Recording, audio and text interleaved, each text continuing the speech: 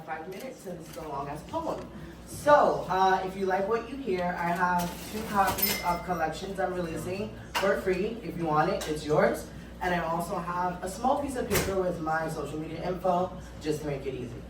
But this poem is called A Father Dies, a Son is Born. Powder drifting down like something burned, settling into the sink, into the quiet.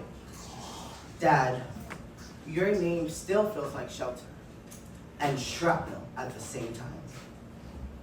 You left before I ever told you the truth, before I knew how, before I dared. I didn't come out while you were breathing.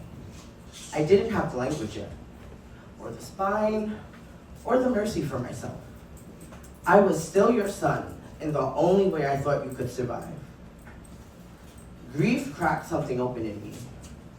Not gently, not cleanly. It split my life down the middle and whispered the cruelest wisdom. Life is short, and it does not wait for courage to ripen.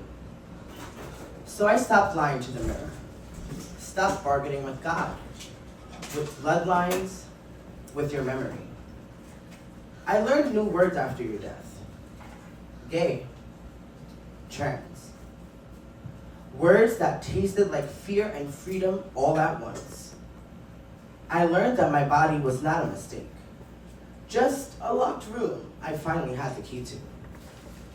Drag came later, like a scream with a rhythm, like survival dressed as spectacle. I built myself from lashes and heels, from names you never knew, from colors loud enough to drown out the past. The first time I stepped on stage, my knees shook like confession. Cheap lights buzzed overhead. Beer sticky floors clung to my feet. Dozens of faces waiting for something they couldn't name. And there I was, your son. Magnificent and terrified. I moved like I had been waiting my whole life to be witnessed. Every beat was a heartbeat I didn't waste. Every turn said, I am still here.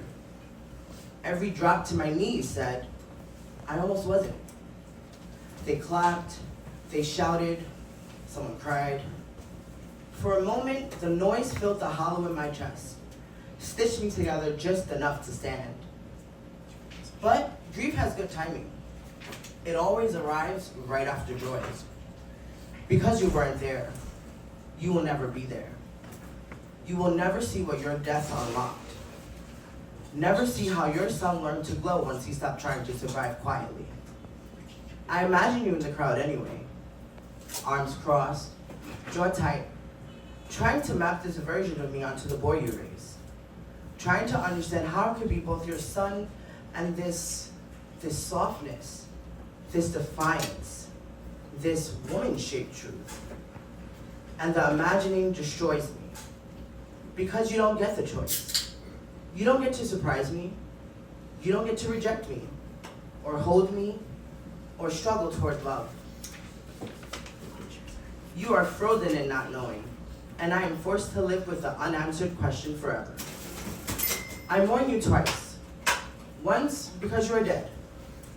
Once because you will never meet me, the real me. The one who learned to breathe after you stopped. When I wipe the makeup off at night, red streaks bleeding into the sink, I talk to you anyway. I tell you I'm gay. I tell you I am trans. I tell you your son survived by becoming something bigger than fear. The room never answers. The mirror never lies. I am finally real. And still, I would give every stage, every spotlight, every hard-won truth, wrapped in glitter and sweat, just to hear you say my name, Venus, with love, once. Thank you.